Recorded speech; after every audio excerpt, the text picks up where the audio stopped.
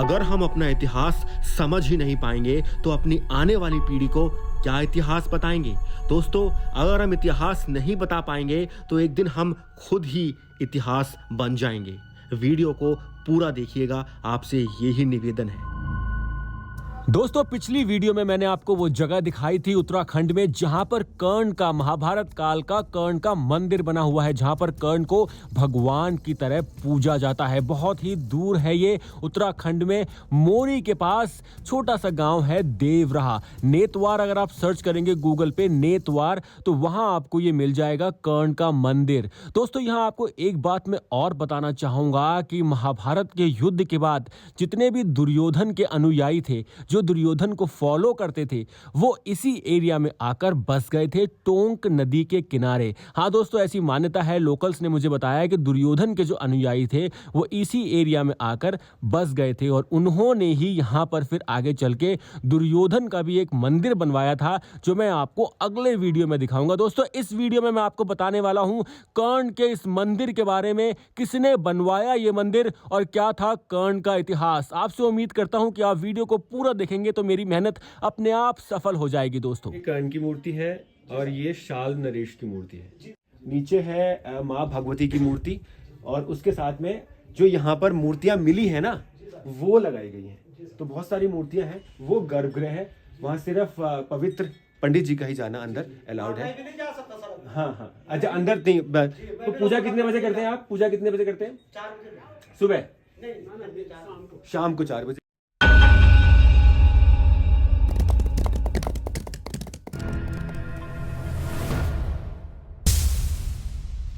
तो दोस्तों, कर्ण के बारे में जानने से पहले थोड़ा सा माता कुंती के बारे में जान लेते हैं। कुंती यदुवंश के राजा शूरसेन की पुत्री थी। बचपन में उनका नाम प्रथा था। राजा शूरसेन के फुफेरे भाई कुंती भोज निसंतान थे, तो उन्होंने कुंती को गोद ले लिया और वहीं से माता कुंती का नाम कुंती हो गया। कुंती भोज कुंतलपुर के राजा थे। एक बार कुंतलपुर में ऋषि दुर्वासा आए। वो काफी गुस्से वाले थे, तो उनकी कोई भी सेवा नहीं करना चाहता था, पर माता कुंती ने उनकी खूब सेवा की। उससे प्रसन्न होकर ऋषि देवरासा ने उनके भविष्य में झांकने की सोची, तो पता लगा कि माता कुंती के तो पुत्र योग है ही नहीं। तो इसीलिए ऋषि दुर्वासा उनको ऐसा वरदान देते हैं, ऐसा मंत्र देते हैं, जिसका जाप करने से वो किसी भी देवता का आवाहन कर सकती हैं और वो देवता आकर उन्हें एक पुत्र प्रदान कर देगा। अब जब ऋषि दुर्वासा कुंतलपुर छोड़ के वापस चले जाते हैं, तो माता कुंती, क्योंकि बहुत ही यंग एज में होती हैं, बहुत ही कम उम्र होती है उनकी, तो वो सोचती हैं क्यों ना इस मंत्र का एक बार परीक्षण कर लिया जाए, एक बार इसे आजमा कर देख लिया जाए। तो वो सूर्य देव का आवाहन करती हैं और उस मंत्र का जाप करती हैं। मंत्र का जाप करने से सूर्य देव वहां आते हैं और माता कुंती को एक पुत्र देकर चले जाते हैं।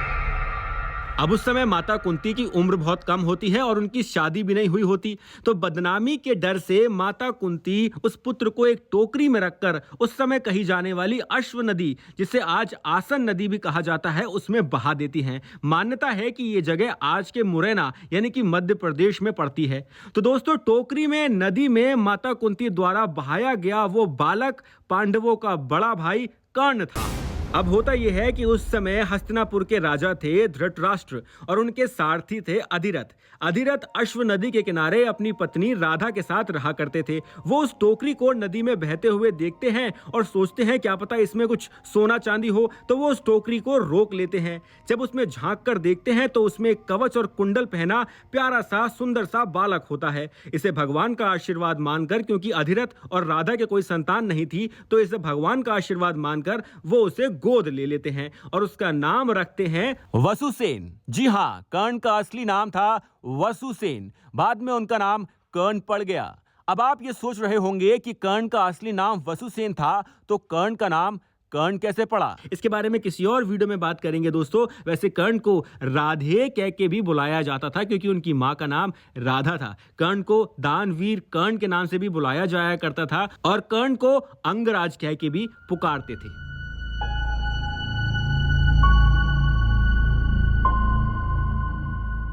तो दोस्तों अब इतिहास के साथ काफी छेड़छाड़ होने की वजह से कुछ लोग ये मानते हैं कि कर्ण की जाति छोटी थी, इसीलिए माता द्रौपदी ने कर्ण को सूत पुत्र कह के उनका अपमान किया था जब वो स्वयंवर में हिस्सा लेने आए थे। तो यहां मैं आपको एक छोटा सा लेख सुनाना चाहूंगा जो महाभारत में लिखा हुआ है।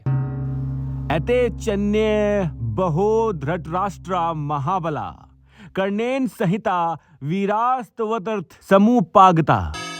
इसका मतलब ये होता है दोस्तों कि कर्ण तो दुर्योधन के साथ द्रुपद के बुलाने पर स्वयंवर में आए थे, यानी कि उनका मजाक नहीं, उपहास नहीं उड़ाया जा सकता था, चाहे फिर वो द्रौपदी क्यों ना हो। अब आते हैं कर्ण की जाति पे। तो उसके लिए आपको मनुस्मृति के 10वें अध्याय के 11वें श्लोक से कुछ सीखने को मिलेगा। क्षत्रिय दिप्र कन्याया सूत भवति जातितः वैश्याना मगध वैदहो राज विप्राड गना सुनो। इसका मतलब ये हुआ कि अगर क्षत्रिय और ब्राह्मण जाति में विवाह होने के उपरांत किसी बालक का जन्म होता था तो उसकी जाति सौतो होती थी, सूतो जिसे बोलते हैं, उसकी जाति सूतो होती थी, जिसे आगे चल के हम लोग सूत कहने लगे, और वो सारथी का काम करते थे। और उस समय तो दोस्तों जातियां थी ही नहीं, वर्ण व्यवस्था थी, जैसा आपका कर्म वो ही आपकी जाति। तो सारथी का काम करने वालों की जाति सूत होती थी, और सूत यानी कि सौता कोई ऐसी जाति नहीं थी जिसका उपहास उड़ाया जा सके। आपको पता होगा भगवान श्री कृष्ण भी अर्जुन के सारथी बने थे और शैल्य खुद कर्ण के सारथी बने थे। तो सूत जाति कोई ऐसी जाति नहीं थी जिसका उपहास बनाया जा सके। तो ऐसा मानना है मेरा कि माता द्रौपदी ने कभी कर्ण का स्वयंवर में अपमान किया ही नहीं। अब आप ये उल्लेख पढ़िए, महाभारत के एक और संस्करण में यह लिखा हुआ है कि कर्ण, दुर्योधन ये सब धनुष को उठा ही नहीं पाए थे, इसीलिए इन्हें द्रौपदी के स्वयंवर में जीत हासिल नहीं हुई, द्रौपदी का वर बनने का मौका नहीं मिला, और ये अर्जुन ने किया था, इसीलिए अर्जुन उस स्वयंवर को जीत के द्रौपदी को ब्याह कर लाए। तो दोस्तों हमारे इतिहास में काफी सारी चीजें बदल दी गई हैं, पर मेरा मानना यह है कि कभी भी माता द्रौपदी ने कर्ण का मजाक उपहास नहीं बनाया उनकी जाति को लेकर।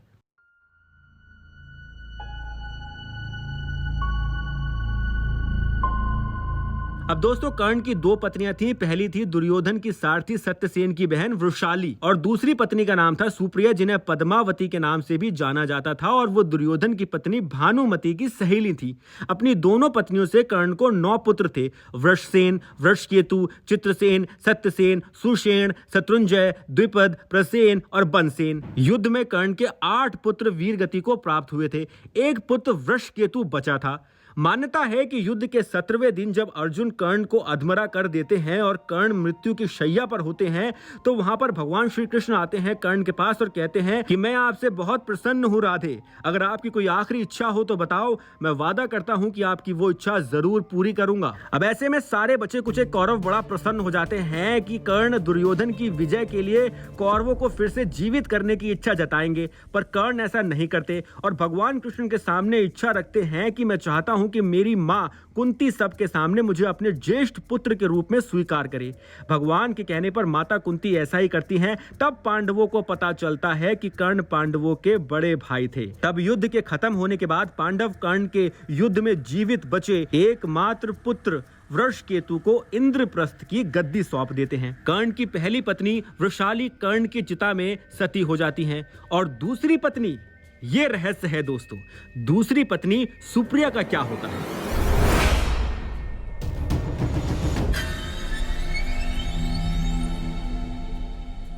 तो दोस्तों मान्यताओं की माने तो इस मंदिर का राज छुपा है कर्ण की दूसरी बीवी सुप्रिया में। एक मान्यता यह कहती है कि सुप्रिया भानुमति, जो कलिंग की रानी थी और दुर्योधन की पत्नी थी, उनकी दोस्त थी, जिसकी शादी कर्ण से हुई थी। और दूसरी मान्यता यह कहती है कि सुप्रिया कुंती की दोस्त शुभ्रा की बेटी थी और उसने कर्ण को पहली बार द्रौपदी के स्वयंवर में देखा था और वहीं उनसे प्यार करने लगी थी। दोस्तों कर्ण की मृत्यु के बाद सुप्रिया बहुत उदास हो गई थी। वो रुकी हस्तिनापुर में कुछ दिन वृषकेतु का राजाभिषेक देखने के लिए। कुछ मान्यताएं ये बताती हैं कि सुप्रिया एक दैविक अवतार थी। वो चाहकर भी सती नहीं हो सकती थी। वो धरती पर किसी कारणवश आई थी और उन्हें अपना समय पूरा करना था। तो कर्ण की मृत्यु के बाद भी उन्होंने सती होने का फैसला नहीं किया, बल्कि कर्ण के वियोग में उन्होंने कर्ण को राजा मानकर कर्ण को भगवान मानकर पहाड़ों की तरफ अपनी यात्रा शुरू करी। कर्ण के वियोग में पहाड़ों में सुख की तलाश में वो एक छोटे से गांव में आकर बस गईं और यहाँ उन्होंने एक शिव मंदिर बनाया और साथ ही कर्ण का मंदिर बनाया। यहाँ तब बहुत कम आबादी थी, बहुत कम गांव वाले आसपास रहा करते थे, पर सुप्रिया उन गांव वालों की हमेशा मदद करती रहा करती थी। वो कर्ण की तरह ही दानवीर थी और उनसे मिलने के लिए जब भी वृषाली का पुत्र यहाँ आता था तो यहाँ पर अपने पिता कर्ण की तरह ही काफी दान पुण्य किया करता था। धीरे धीरे गांव वालों ने कर्ण को भगवान के रूप में और एक राजा के रूप में स्वीकार कर लिया और यहाँ पर कर्ण का एक भव्य मंदिर बन गया था। सुप्रिया बेहद खूबसूरत थी। कहते हैं कि दुर्योधन की पत्नी भानुमति के बाद अगर कोई सबसे खूबसूरत था तो वो सुप्रिया ही थी।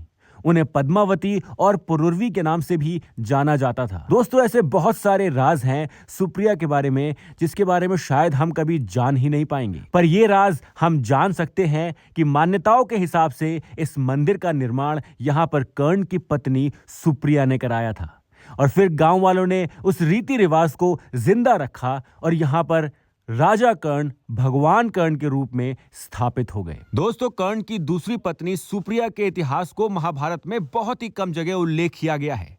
अब या तो उनका इतिहास छुपा दिया गया है या फिर उनके इतिहास को लिखा ही नहीं गया। इस राज पर से तो मैं आगे चल के कभी ना कभी पर्दा उठा ही दूंगा।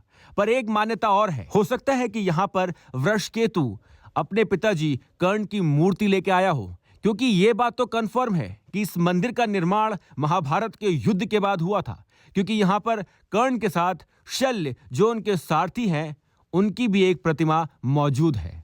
तो हो सकता है कि अपनी मां सुप्रिया के लिए यहाँ पर कर्ण की प्रतिमा और शल्य की प्रतिमा उनका पुत्र वृषकेतु जो उस समय इंद्रप्रस्थ का राजकुमार था वो लेके आया हो। आपकी क्या राय है, कमेंट कीजिएगा।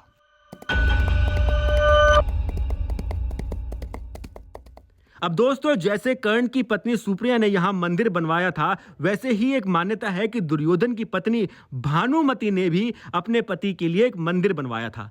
वहां भी लेकर जाऊंगा आपको। ये कर्ण मंदिर जिसके बारे में किसी को भी पता नहीं होगा, जहां यहाँ के लोग आज कर्ण को भगवान के रूप में मानते हैं, मूर्ति लगी है अंदर। ऐसे ही तो नहीं हो गया बस कि कल को कोई उठा और कहा कि चलो ठीक है हम कर्ण को भगवान मान लेते हैं। ऐसे तो नहीं हुआ ना, एक रात में तो कुछ बनता नहीं है।